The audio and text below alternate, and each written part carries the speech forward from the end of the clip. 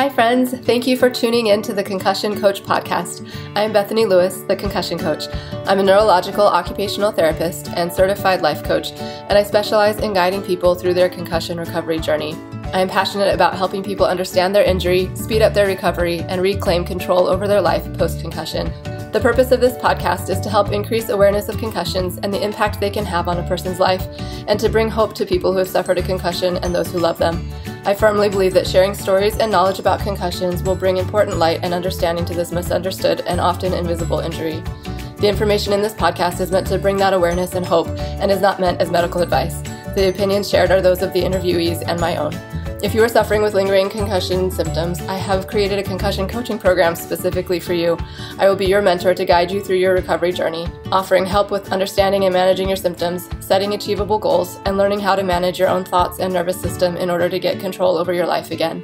If this program sounds like something that would help you or someone you love, sign up for a free consultation. In the consultation, you'll get valuable information and resources and gain hope for your future. Sign up for your free consultation at the link in the show notes or at my website, www.theconcussioncoach.com. Hi friends, welcome back to the Concussion Coach podcast. A few weeks ago, I did an interview with my friend and colleague, Heath Lorzel, and he shared some information on a device that he created that he named TOMAR, which has helped people who have experienced auditory issues following a concussion or COVID. In that episode, we talked about our mutual friend and colleague, Nate Benson, who has taken this device and has discovered new ways that it can be helpful for people, and that I should bring on Nate to discuss the work that he's done with patients using this machine. So today is the day that we get to have that conversation. You may remember Nate from our interview that I posted back in May, in which he shared his experience with a brain injury, which he acquired from carbon monoxide poisoning. He's got a super interesting story, and you should go listen to it if you haven't heard it yet. It's episode number 17 of this podcast. And for now, just suffice it to say that Nate has been with Cognitive FX for 5 years and has a wealth of knowledge and experience in working with people with concussions, and now specifically in using TOMAR to help with auditory and other issues that people experience. So I'm really excited for this conversation. I am somewhat familiar with this device, but I don't know all of the background or how exactly it works. And so I'm really excited to pick Nate's brain on this, and we'll be learning along with all of you listeners here. So let's just jump right in. Welcome, Nate. And what do you want to tell us about TOMAR? Yeah, it's a really novel thing. It's when you look at it, you're kind of like, what is that?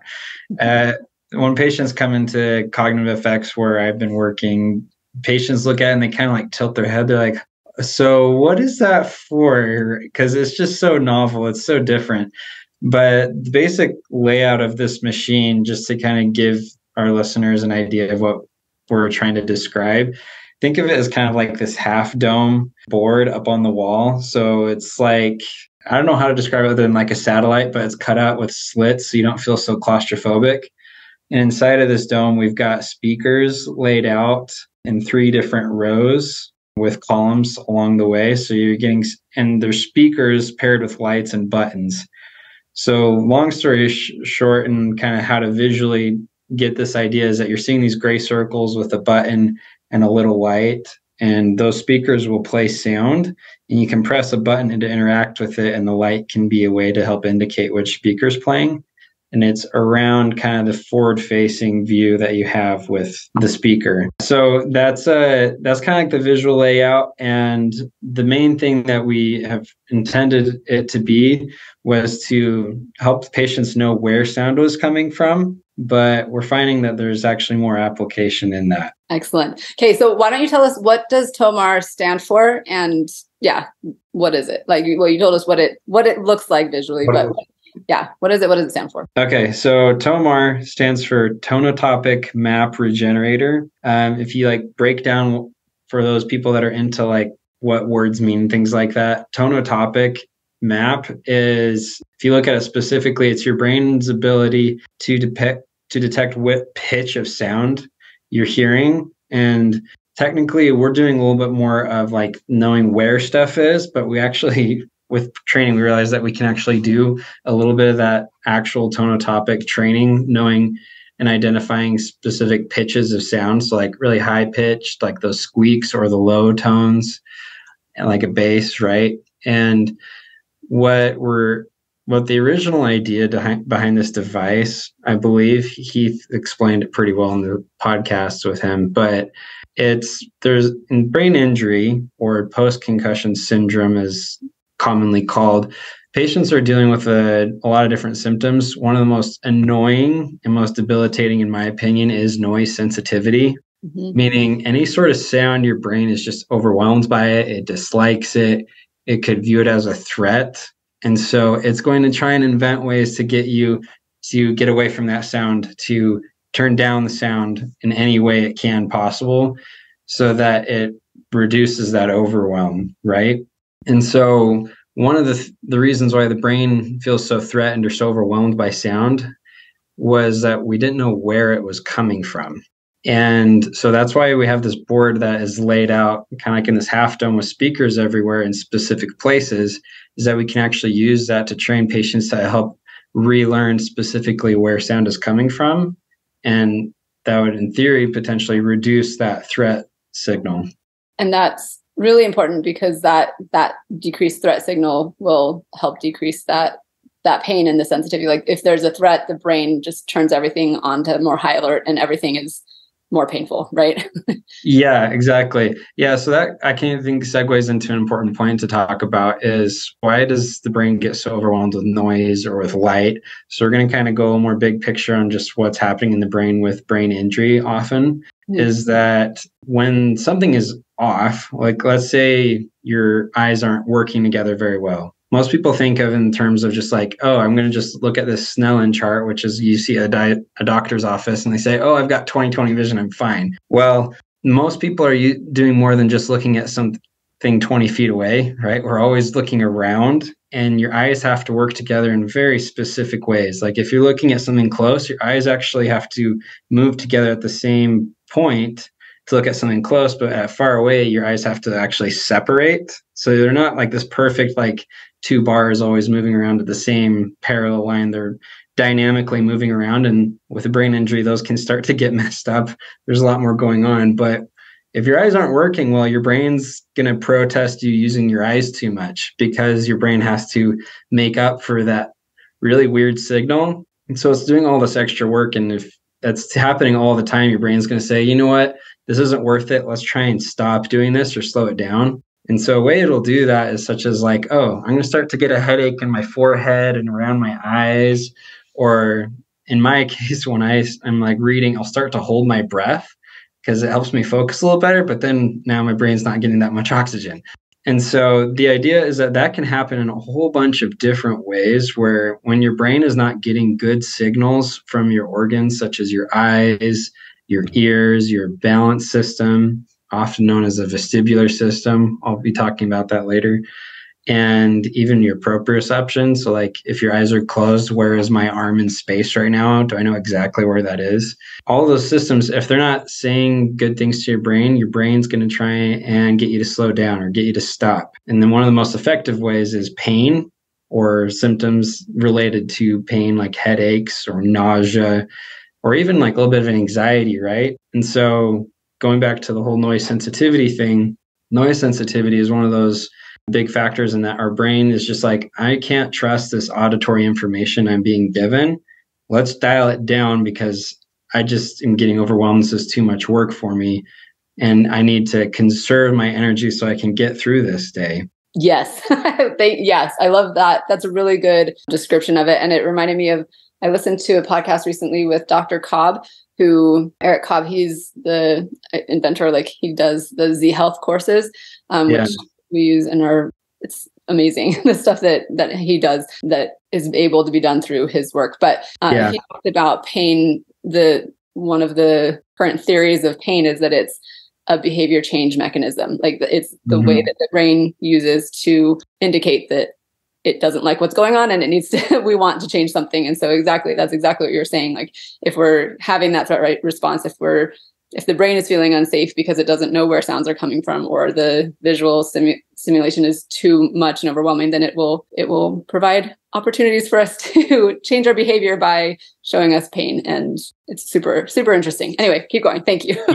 Yeah. One of those things is like, again, like to the brain, one thing I actually took one of his courses, and it's incredible. And one of the things that they talk about is the main role of the brain is survival. That's its main purpose. It's to help you survive, right? And if something like using your eyes too much or these sounds are dangerous, your brain needs to find a way to get away from that or to survive it, right? And so whether that's a behavior change like covering your ears, wearing noise canceling headphones or earplugs, or just avoiding noisy scenarios altogether, that's a way of your brain trying to survive in these scenarios where it knows it's not safe or there's something wrong about it and it can't really identify why. And so that's where the TOMAR device would come in, is to potentially address some of those underlying issues and not only be able to help you know where sound is coming from again, but then actually get it to say the same thing that your eyes or what your proprioception or your balance system is saying. Like, okay, I hear a sound, I need to turn my head. As I'm turning my head, my brain should know where exactly my head is and how much it's moving, where should my eyes be. All these things need to be saying the same thing also, as well as being accurate, so your brain can be more confident and more safe as it's doing these things all the time, every day. Right. Oh, that's super interesting. And so this machine, like practicing it in this setting, helps with all of those systems, not just the identifying where sounds are coming from? Yeah, the main goal is going to be the sound, but it naturally will hit those other things as well. Very. So it's very much like a multisensory approach. People think multitasking when I say that. It's not multitasking, though you could justify that, but multisensory in the fact that I'm using my eyes, I'm using my balance, I'm using my proprioception and my hearing all together. That's where all those senses are coming together into this one moment. Excellent. So how does it work exactly? Like, what do you do? If somebody's standing in front of this machine that you described, then what? Right. So when it comes to the training, the big thing is first identifying kind of where the patient is at a baseline. And one thing that was really fascinating, one of my colleagues, she was a really big part in helping me develop the protocols and the therapy for this. Her name is Morgan. She's incredible. Morgan Jensen. She had this idea and it makes complete sense, but with knowing how the brain's responding, we need a test. We need a baseline to see, okay, how they are before they worked with a device. Then we'll have them work with it and then retest them after on this baseline to see if it's like, oh, I like that, or wow, please stop, don't do this anymore. Because if you overtrain it, the brain's going to just resist the training. So it's a really delicate approach here.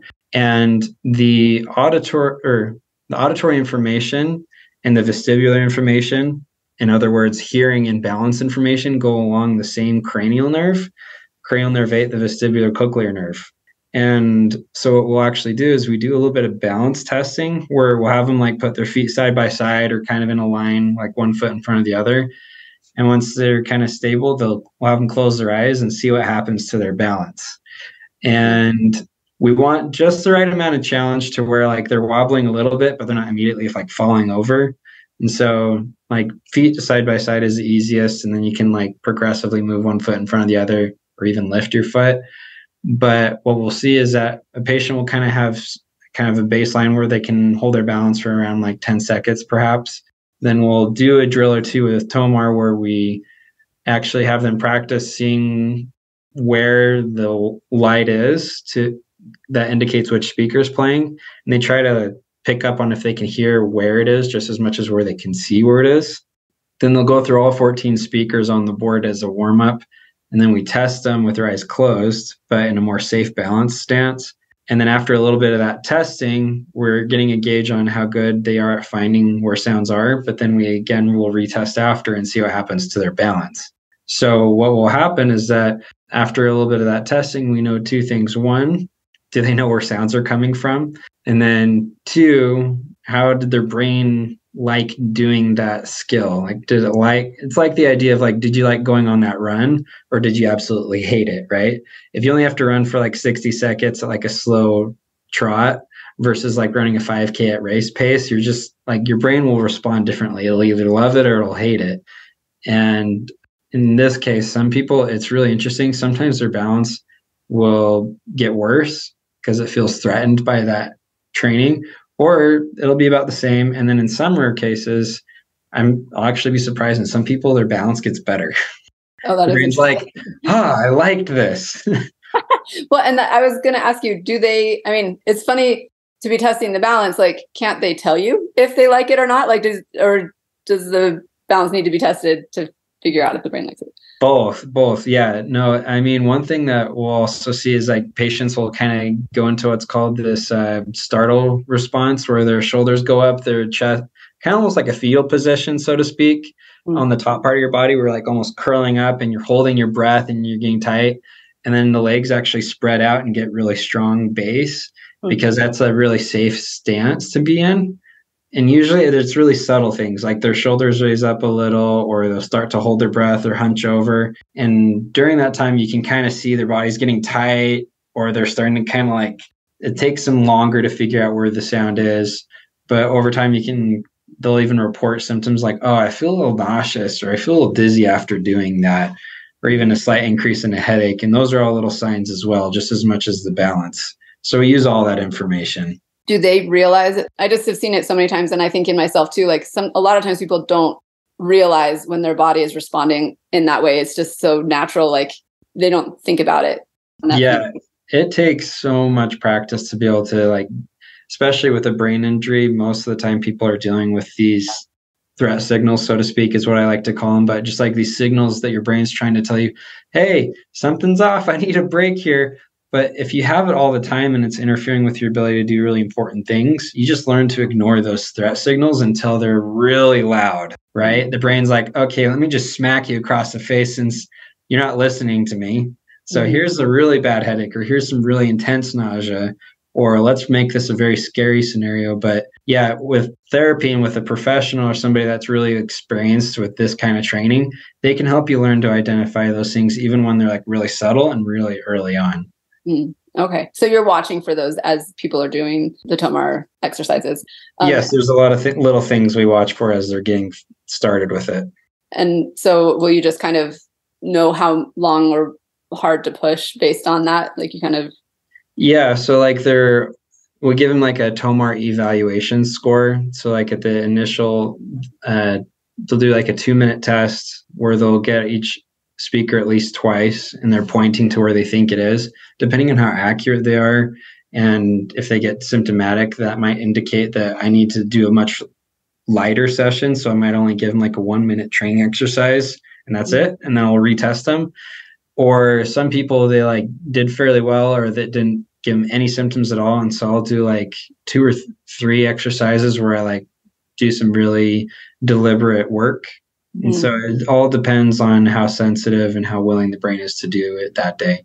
That's really cool. Yeah, very individualized treatment. That's awesome. When you're describing what happens, I was just curious, do the lights, you were saying they were trying to identify, where the sound is coming from, and the light is a visual cue to know where it's coming from. Do the lights go on at the same time as the sound, or do you hear the sound first and try to identify it and then the light comes on? How does that work? That's great. Well, we're jumping right into the protocols pretty much, but like the idea is that without going like into too much, without giving away too much sweet sauce, what the basics is that we start with a test with their eyes are closed and they're pointing. And then that helps me identify which areas are the hardest. So like there'll be some people where they have a confusion between top versus bottom sounds. Like when they get a sound on the bottom row, which is below ear level, they'll actually point up above, and vice versa. A less common error is that they'll confuse left and right. So like they'll hear a speaker on the right and they'll point slightly left of it or slightly right of it. I mean, when you think about it, our ears are on the left and right sides of our head, right? So naturally you would hope everybody would be a little better at that. And then top and bottom, it takes a little extra work. Our brain technically should be able to do that, but it's not as good with left and right. And so when it comes to the training part, depending on what's going on, I'll actually start with their eyes open, working on those areas that are troublesome, and the light and speaker are there together. And then I'll progress them up to training where their eyes are closed. They point to where they think it is and they open. And if they're off, that gives their brain a really big, like almost like a slap to the face, like, wow, I was so confident I had that right, and it's not. And those little signals of like, wow, that was bad, that's when the brain actually decides to fix or rewrite its auditory map of the world around you. Very cool. So, and what else do you want to tell us about it? Background, or like how the brain is working, or anything else that you want to make sure that we discuss before we jump too far ahead? Yeah. So one important point that I think it'd be good to explain to listeners is just like the basics of noise and why some people are noise sensitive and why other people are not. Dr. Allen, which I believe you did a podcast with him just recently, he gives this analogy or example that I think is really a good way to explain how we process sound in a healthy brain.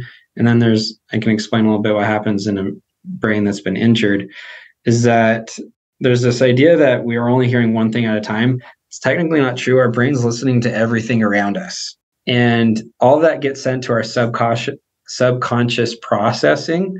And your brain will decide to send the important information to your conscious brain, right? So that smarter thinking brain. I would term it as like your sense of self, right? And that's like the example of like when you're in a room or at a party and you're talking to somebody and suddenly you hear your name and you know exactly who was saying it, and like you can almost sometimes remember what they were saying, right? You just immediately tune in. It's because your brain's always listening to everything, but the moment something becomes relevant or important, such as your name is a very important thing to your brain, then boom, your attention and your conscious is aware of that.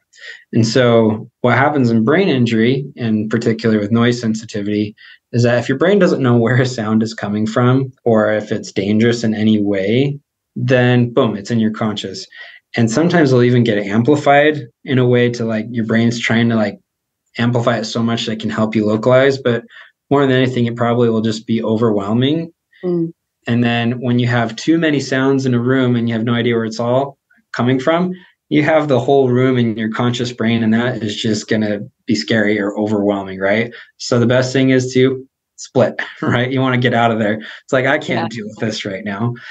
And so that's part of why some people with noise sensitivity, they just get overwhelmed, is that there's just too much going on in your head and you just need to calm things down. Yeah, that is super, super interesting, the way that our brains work. And I think helpful for people who may not understand why the sound sensitivity is coming up. And it can be debilitating. It can be completely, make it so that people can't function the way they normally do. Totally. Yeah. So did you want to talk about some of more of the anatomy piece of it and how the brain localizes sounds, or have you already discussed that?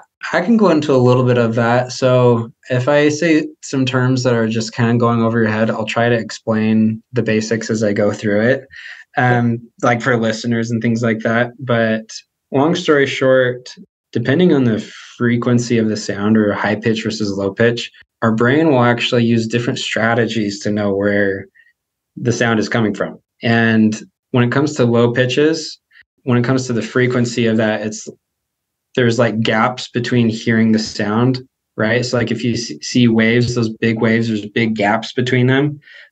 That's a low frequency. And so what your brain can actually do with low frequency is that the time difference between your left ear and right ear can tell you a lot about where that sound is. Wherever it hits your ear first, your brain knows that ear is closer to where that sound is.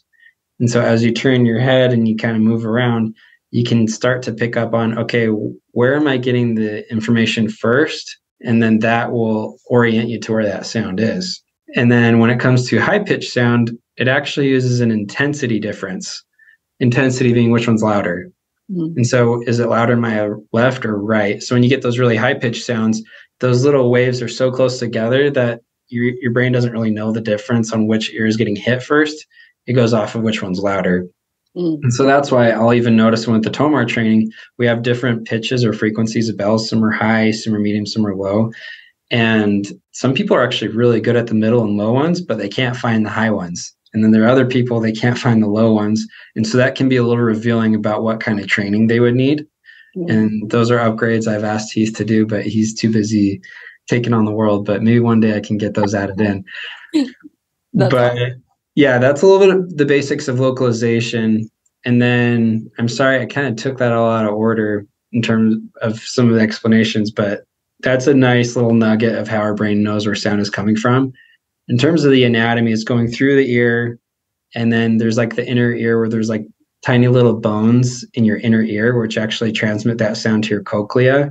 that's kind of what your hearing and vestibular or balance organ is. A lot of that information gets processed there. Once that information, there's so much complexity that goes into that. I mean, like the science behind hearing implants and cochlear devices is just bonkers to me.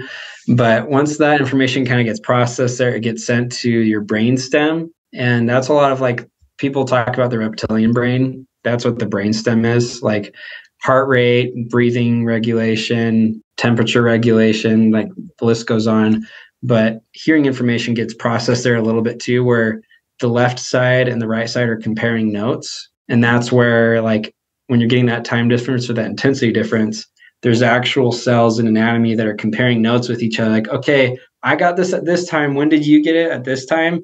And that helps as the brain kind of go, okay, so there's more going on the left side this time, or it's a little stronger on the left. That information gets sent up to the inferior colliculus, which is kind of like a basic processor of noise, which is conveniently right next to the superior colliculus, which is where some of your basic eye movement information is too. Mm-hmm. So that can explain why when you hear something, you immediately look to where it is. It's because that information is like right next to each other in the brain. And then it gets sent up to your thalamus. Thalamus is like all those nerves and things that are going up through your spinal cord. Most of them hit the thalamus, and your thalamus determines where in the brain the rest of that goes. And the thalamus is actually a big part of what's helping you keeping and stay asleep and go through your REM cycle. And so people often, when they don't have a strong and healthy thalamus, they'll actually wake up easily at night due to noise. And so like even with babies, like I have 2 kids, one thing that is actually really good advice as a parent was don't keep the house quiet. Let the kids get used to noise so that things like their thalamus can be really good and strong and tune all that out so they can stay asleep. And so that's why some kids are like, they immediately wake up at any tiny little creak in the floor versus some kids can just like sleep right in the middle of like a busy park, right? Yep. My youngest of 6 kids can sleep through just about anything because the house is not quiet at night. Yeah. So there's that. So we're at the thalamus now. And then from the thalamus, it goes to the auditory cortex, which is the temporal lobe. So like, and it's conveniently right by your ears in terms of you're trying to figure out where in the brain that is. And if you have any symptoms, it doesn't necessarily correlate to the sides of your head, but that's where that information is being processed. And there's like all sorts of things that your brain can do with just these signals coming right from your ear. It's amazing. It's way too much for, I think, this podcast, but the idea is that your brain can go into information of, okay, where is this sound? What is the frequency or the pitch? Is there any meaning to it? If so, let's send it to another part of the brain where we can start to put together words or music and pick up on tone, because language is all about how we say it just as much as what we say. And the list just goes on and on. It's amazing.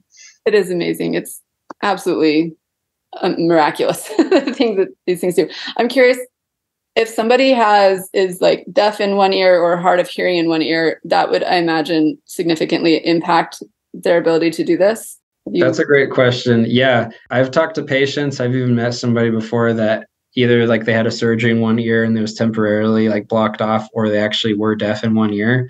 When it comes to sound, they will always turn their head towards the ear that can hear. So even if there's a sound on, like let's say their left ear is deaf and they get a sound on the left ear, they'll actually turn towards the right initially, or they just through behavior, they learn to just look around because they don't know where that sound is. Mm-hmm. So yes, you technically need both ears to identify where a sound is. Yeah, to localize sound. I know my sweet mama is deaf in one ear now, and she said that being in crowded rooms is extremely challenging. If there's a lot of background noise, she can't identify where things are coming from. It's hard. So TOMAR is going to be really helpful for people as long as they've got 2 functional ears, it sounds like. Yeah, as far as I understand, yes. Yeah, I haven't worked with too many people with one ear or another. Now, that being said, if you even have let's say you have 20% hearing in one ear and 100% in the other, in my opinion, you can still train that. The brain will just learn that though it's not getting a lot of signal from that ear, it'll just learn how to read those signals and interpret based off of the signals it's getting from your ears. So as long as you have a little bit of something, I think there's still some opportunity there. Mm-hmm. But if you're completely deaf, in my limited experience, I don't know what you can do for that so far. Yeah. Yeah. No, but I think you're probably right. The brain has an amazing way of adapting. So if there is something there, then it's probably enough to work with. Yeah. Super, super interesting. Okay. Sorry. Keep going. What else should we know about TOMAR? So the big thing that we focus on right now is knowing where sound is coming from. That's kind of what we've been talking most of this time about. But there's this other component where you can actually work on just noise overwhelm in general. There's some patients I've met where just hearing sound at all is just like, it's their body panics. Like you can just see them just kind of seize up and they're just like, oh my gosh, like headache, nausea, just anything, just get away from this, stop. And we can actually use this as a way to build up their tolerance to just noise in general. It's almost like exposure therapy to noise, in my opinion. It's a new idea that we've been playing around with, but we've seen some success where we would just do some basic bell sounds and it'd play and move around for about 30 seconds. And I had some patients where they would almost just fall to the ground. Like their brain would just say like, absolutely not. And my theory is that the information coming in from that nerve that has the auditory and balance information, the brain just kind of ignored it. And so now it no longer knows how to balance it. So they just kind of fall over. But through this progressive exposure to the sound, like, okay, let's do 30 seconds and then turn everything off. Okay, balance is okay. They're feeling all right. After a few minutes, okay, let's do it again. And then I had some people after a week or two where they could tolerate like just as much as anybody else when it came to noise, and their balance wasn't like dropping or anything like that. So there's like and just in terms of vocalization, there's also just an inherent fear to any volume of noise at all. And that can be used. TOMAR can be used to address that as well.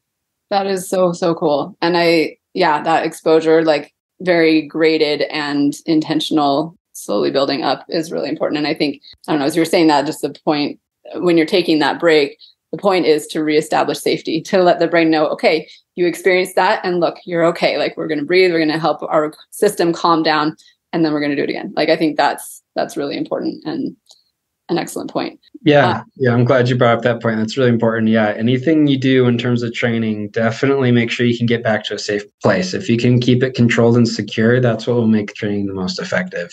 Yes. Yeah. That's something underlying with the nervous system. Again, as we were saying before, it's the whole point is to keep us alive, and it's constantly scanning for safety and danger cues. And so if we can keep reminding it and showing it that it is safe and like legitimately actually safe, then it'll allow itself to be manipulated there and like changed. So that's right. Really cool. Well, I'm super interested in hearing more about the ways that you stacked things, like other than just the sound localization and helping decrease the sound sensitivity. What other things have you found this to be helpful for? So we are starting to tap into like some of those other auditory skills, such as identifying what you're hearing. So like when a bell is playing, like, okay, what kind of bell is this? Or, okay, we're going to play this game, but let's talk while you're doing this. So that's more of that multitasking now. So this is different from multisensory. We're still having that multisensory experience, but now we're engaging in multiple tasks at the same time, and they're trying to jump back and forth between different things. So, okay, I'm hearing the sound. Let's identify where it is, but okay, let's talk while we're doing this, or let's do a little bit of math, maybe. Those are for higher functioning patients. Like if they're already like overwhelmed, we back off. We don't do that. But for some patients, they're like, sound doesn't bother me at all. So it's like, okay, let's strap down. Let's get our hands dirty here. But along with that, like really layered training, we can also learn to ignore sounds. And so a lot of people, when they go to a restaurant, maybe the noise isn't bad, but they can't focus on the person that they're trying to talk to. And so we'll actually put in crowd noise on the bells, and they're going to try and identify a speaker that has a person talking. Oh, that's so cool. Or we could even like play music in the back, like on our laptop in the room as well. And so we just fill the room with noise, and they're trying to still identify what they want to focus on. Being able to ignore things is just as important as being able to focus on something. Yes. So important. That is a skill that can be interrupted with brain injury for sure. And a lot of other things. I feel like that's interesting. I don't know. It reminds me of my husband and I were driving the other day, and we had a bunch of kids in the back of the car, and they were all singing songs and chatting and being really loud. And I was trying to help him study he's doing pilot school, and I was trying to help him like go through, like memorize the like in-flight emergency procedures.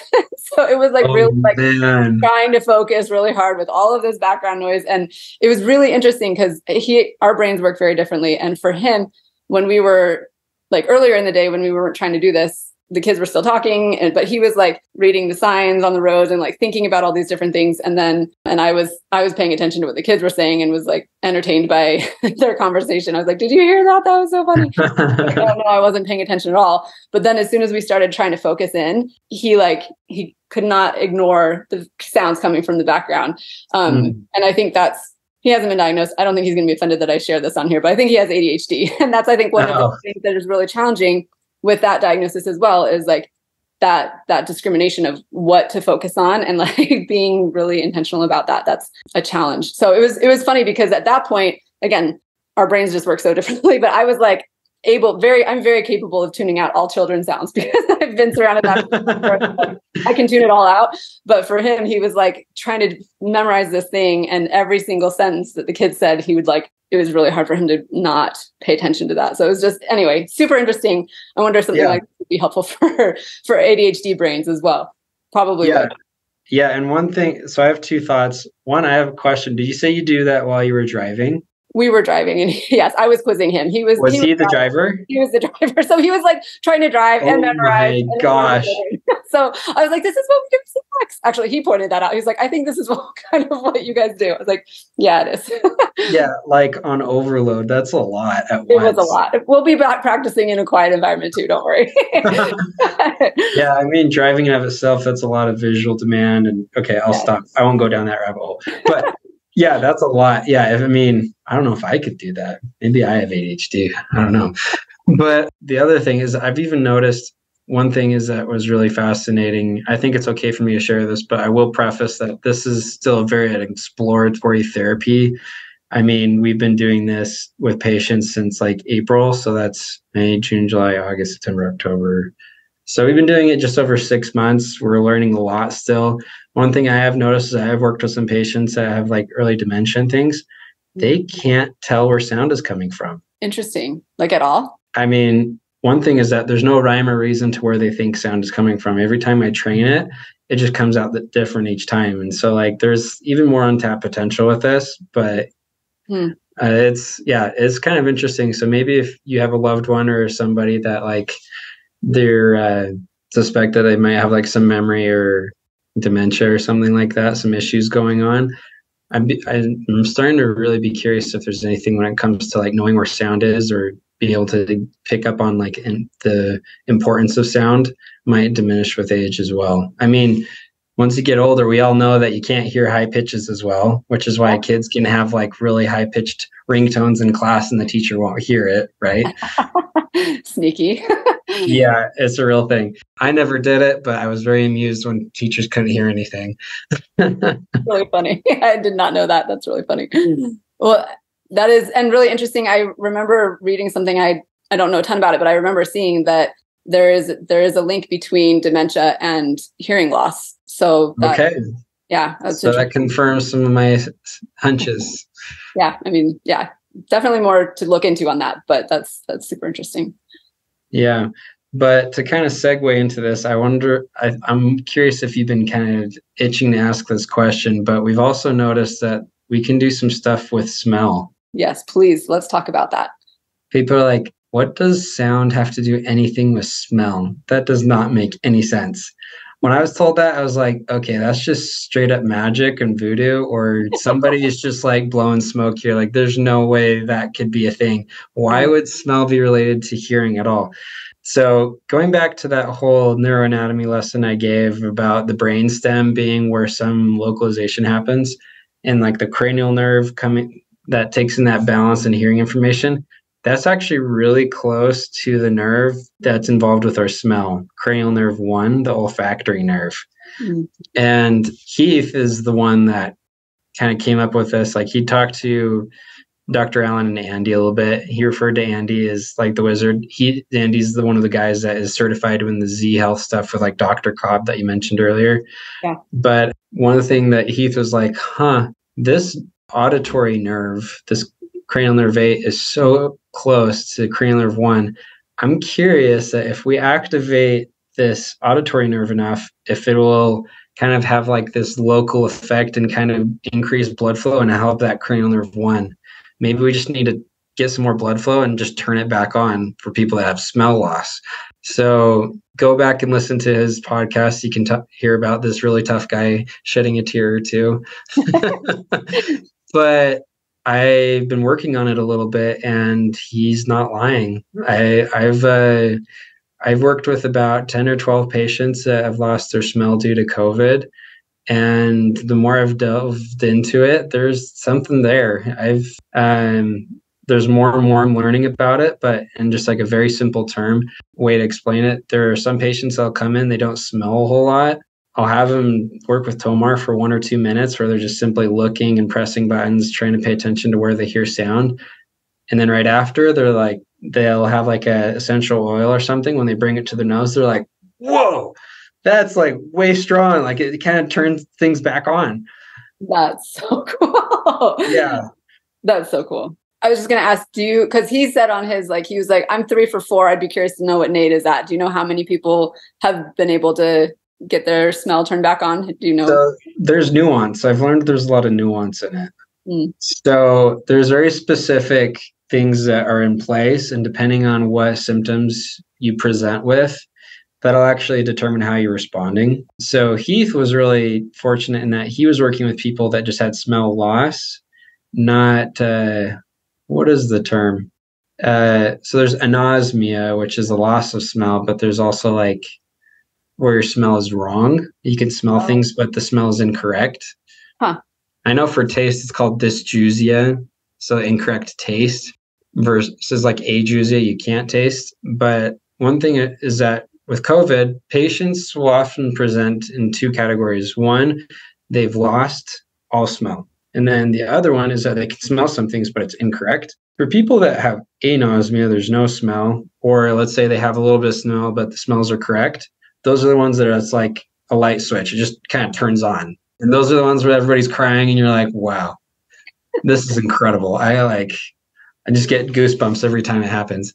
But for people that have like the incorrect ones, something really interesting goes on in that with the training, you can increase the strength. So there's something about TOMAR increasing strength of smell, but then you actually have to do smell training to improve accuracy.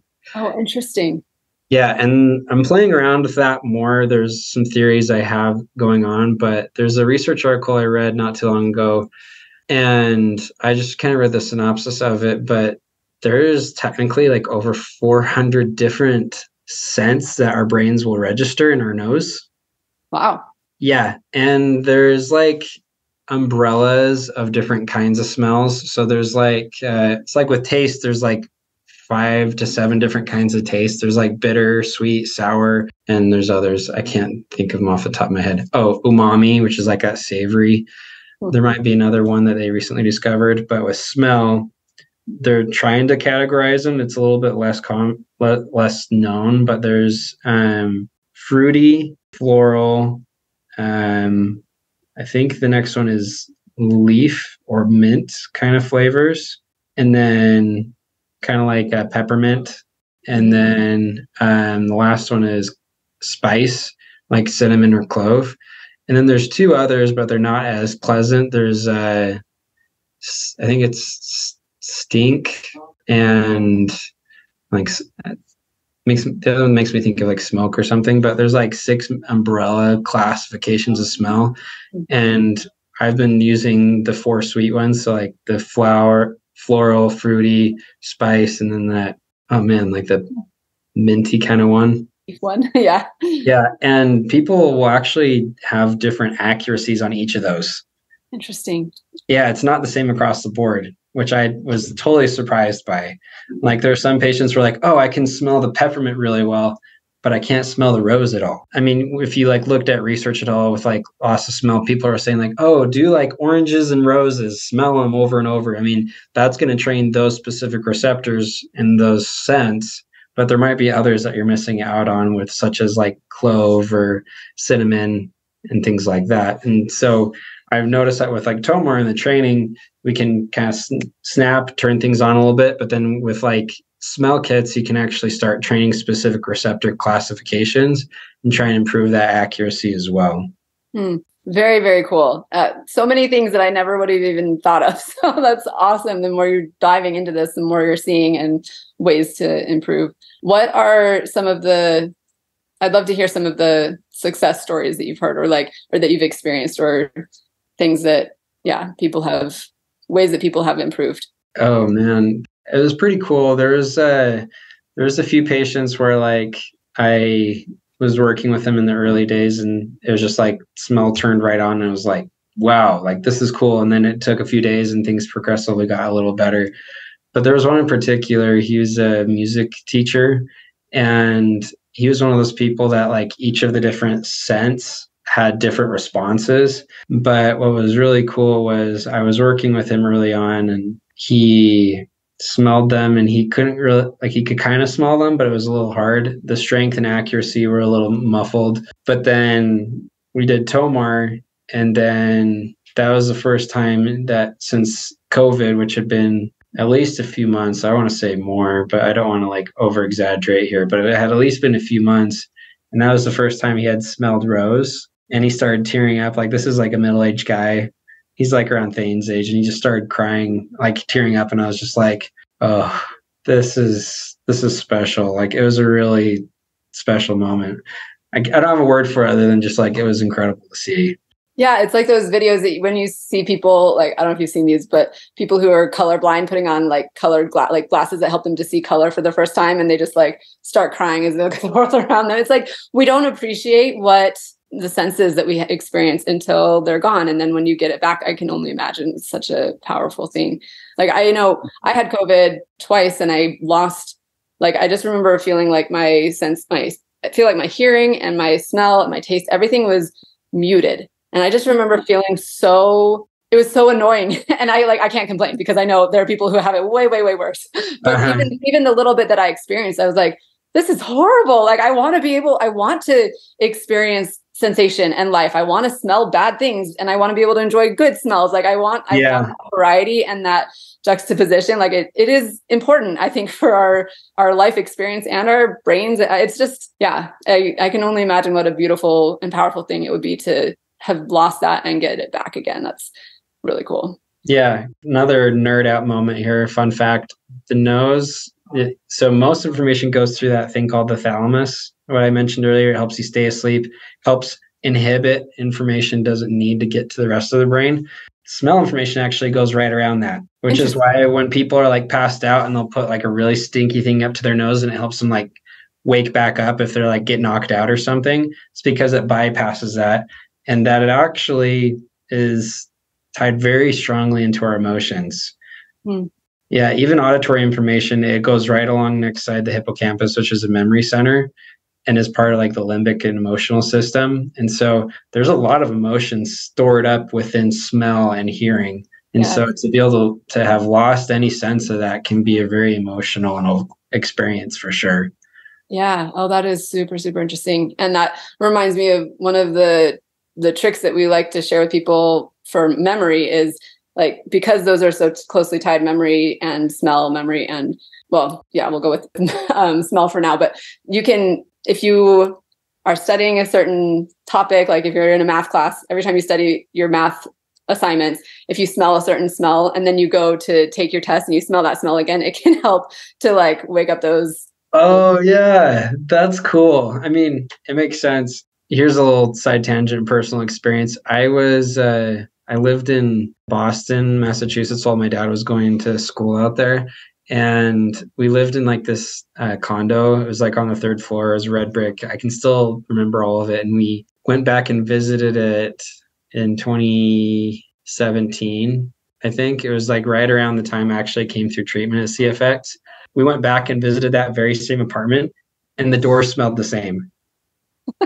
I remember like all these memories came back. I was like, oh my gosh, like all these things flooded back. I'm like, I remember the smell, like all these things came, and I was like, oh my gosh, there really is something to like memory and smell for sure. Oh, absolutely. Absolutely. That's really cool. I love that.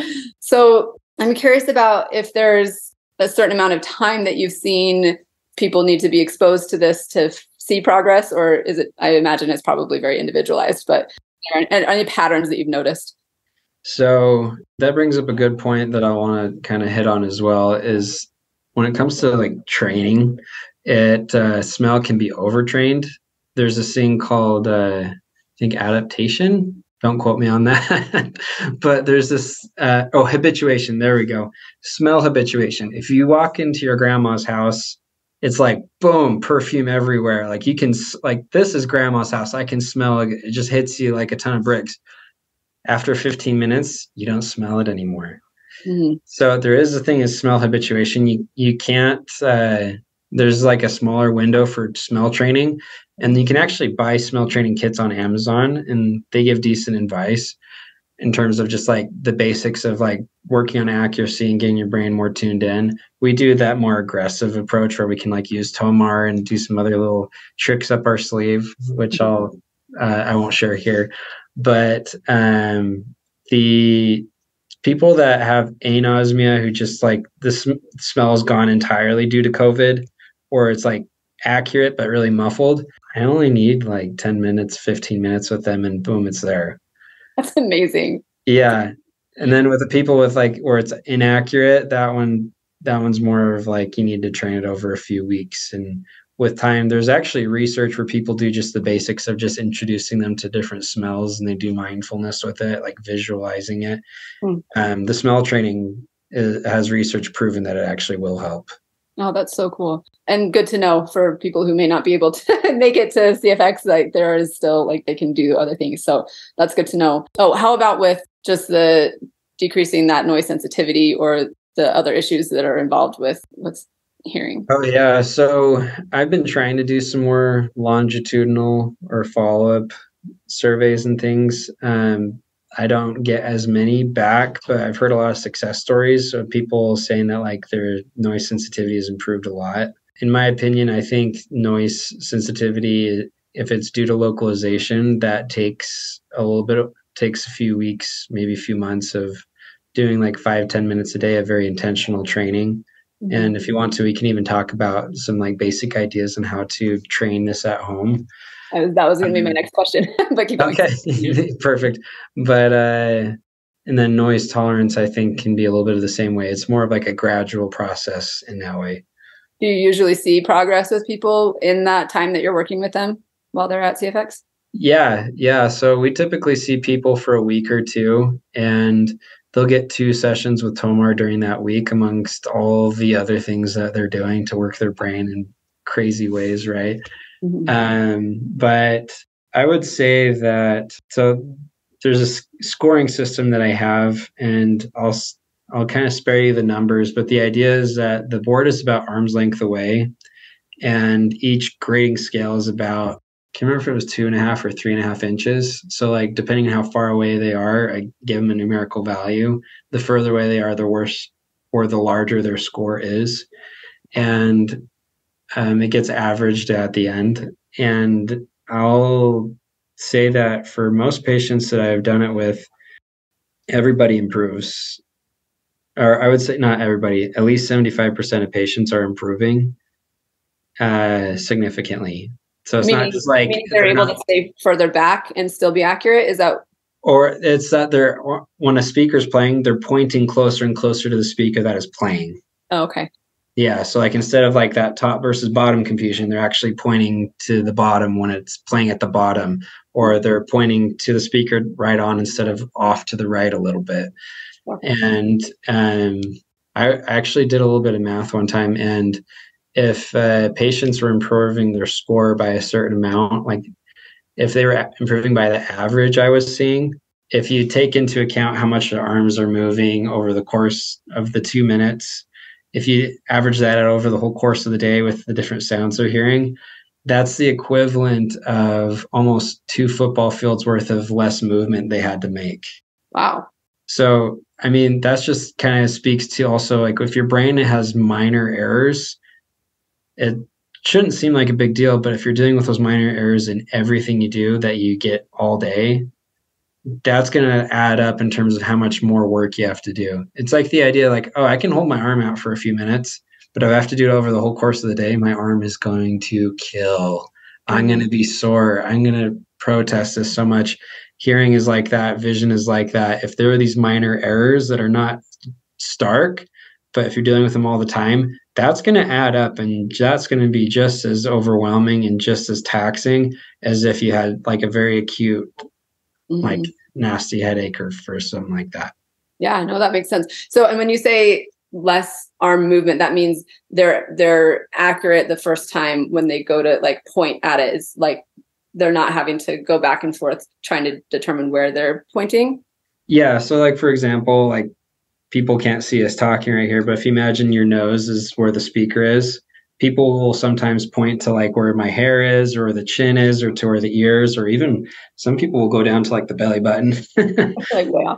But, and the idea is that their finger on the retest on the speakers that are an issue, they're getting closer and closer to where the nose is or where that speaker is. They're pointing right at it versus off to the side.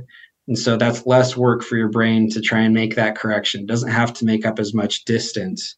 So like when you're going throughout your day to day, if you're constantly hearing a noise and you need to know where it is, you're going to look at it usually, right? So like if somebody says, hey, Bethany, first thing you do, you look, right? Yeah. If you can look straight at it, that is far less work and effort your brain has to put into that specific moment. But we're dealing with noise all day, every day. And so if we can know exactly where noise is, that is far less work our brain has to do over the accumulation of the day. Yeah. Yeah. That makes a lot of sense. That's so cool. And like you said, it's localizing things. If it knows that it's accurate where it's thinking things are coming from, then that decreases that threat response. So super cool. So what are some things that people could do at home if they don't have an amazing TOMAR device and an awesome therapist like Nate to help them with it? What other things could people work on? First, talk to Bethany. She's an amazing therapist. I would say the biggest, not biggest, one of the easiest ways you can do it is get somebody with you. And what they'll do is that you'll perhaps be sitting or standing. And what you'll do is that with your eyes closed, your friend will snap somewhere around you, preferably about arm's length away to get started. And when they snap or click a pen or a dog clicker, whatever that sound is, or even a clap, your goal is to then point with your eyes still closed to where you think it is. And then you open to see how close you are. And my standard is that you want to be about one fist within where it was. So like if I snap, I have my hands together and I kind of make a circle around that. So it's about like 2 or 3 inches roughly. And after you point, you open to see how close you are. And you can do that with like in a square in front of you, behind you, and then on the sides, above your ears, at your ears, and below your ears. And then as you get better, then you can start being a little more tricky about like, okay, I'm going to do it in this really like left down to like a few inches off to the side, not in the center, and see if you can still identify where it is. So that's like a basic localization practice where somebody makes a sound and you point to where you think it is. If you don't have somebody with you, in my opinion, you can just make the sound yourself. And that will actually help train with your proprioception that you know where your arm is, you know where the sound is. And so you can just like, okay, this is where I hear the sound, right? And one thing, a little trick I've learned is that sometimes the brain, if it doesn't know where a sound is, have a comparison sound that you do know where it is. So like have 2 sounds about like a 6 inches to 12 inches apart and make a sound alternating. So like here's one sound, here's the other. And then your brain can learn to kind of compare those sounds and have that as a reference. That's awesome. That makes a lot of sense. Another important point, I think, is that you want to have the partner who's helping you, someone who's trustworthy and not an obnoxious 14-year-old or something who like move their hand and pretend like it wasn't there. Oh yeah, that's gonna just don't do that. Your brain needs to learn to trust something before it'll actually get better at it. It's true. I'm just kidding. I imagine people are going to use people who will be trustworthy. Yeah. And then, so that's localization. That's a big thing. The next layer to that is adding in background noise. So as you're getting better at knowing where sound is, add in some noise in the room, like play some music, go to a place where there's maybe like a park or a restaurant where there's a little more sound. You don't necessarily have to do like specific, like, okay, I'm going to close my eyes while I'm at like McDonald's or something, or like at Olive Garden. But what you can do is that once you're in like a restaurant or something like that, identify specific sounds in that environment and make sure you're extremely confident that you know it's there. One thing I'll have patients do is that while I'm in TOMAR, there's actually an HVAC system. There's like 3 or 4 different vents in the room. And I'll say, okay, where do you hear this ventilation sound? And they'll go understand underneath one of the vents. It's like, it's right here. I'm like, are you sure? Walk around a little more. And they're like, oh, there's multiple, right? And so when you go to these noisy environments, work on being able to really identify where a specific sound is. So like if somebody's chewing, which person's chewing? If somebody's talking, who is talking? Be certain that you're doing that. And then you're also dealing with just overall noise. If you can't be in an environment like that, then you can just focus on simply just being there for a few minutes and then leave, right?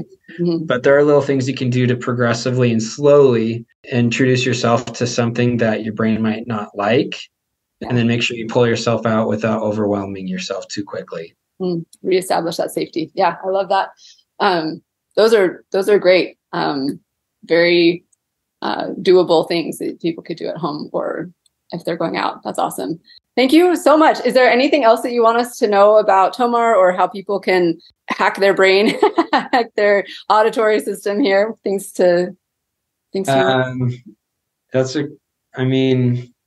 I like this whole point of just allowing your brain to have time to get to a safe place. So I'm a big advocate for explaining what you can do to calm certain systems down. Mm-hmm. And when it comes to auditory information, just having some quiet time right after you do some intentional exposure to noises is really helpful. So earplugs, noise canceling headphones, or just earmuffs, those are nice ways to just kind of bring that system down. I also like to do a lot of relaxation techniques. I know, Bethany, you probably know so many out there, but one thing that is a great way to kind of calm that system down is just to close your eyes. And when you're breathing, just make sure your exhale is a little slower than it's normally going. So, and do it with your nose, if it's not plugged like mine is half of the time. So in this case, like if you're usually breathe out for like 3 or 4 seconds, just let it go out for 4 or 5, meaning just a little slower, and that will have a more calming effect on the body. Yeah. I love that point, that when you do these intentional workouts, trying to stress the system, that it is really important to give it a break afterwards and let it. And I think sometimes, I don't know, I tend to be like, let's not use all of the headphones.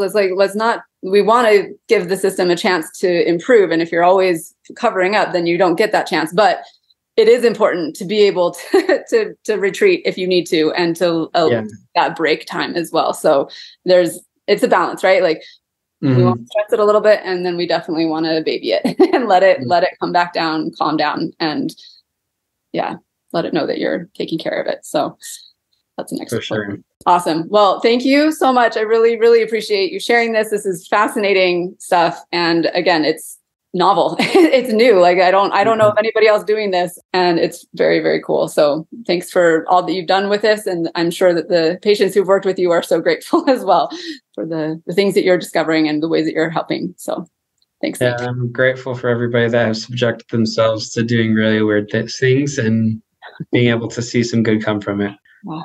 So cool. Awesome. Well, thanks for being here today. I really appreciate it. Yeah, thank you, Bethany. Always an honor and pleasure to be here.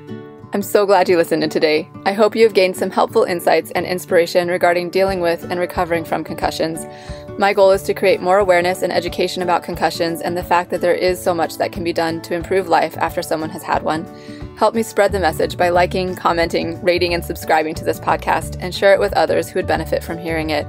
There are more resources available on my website. And again, if you or someone you love would benefit from concussion coaching, sign up for a free consultation using the link in the show notes or at my website, www.theconcussioncoach.com. Thank you. See you next time, and take good care of that amazing brain of yours.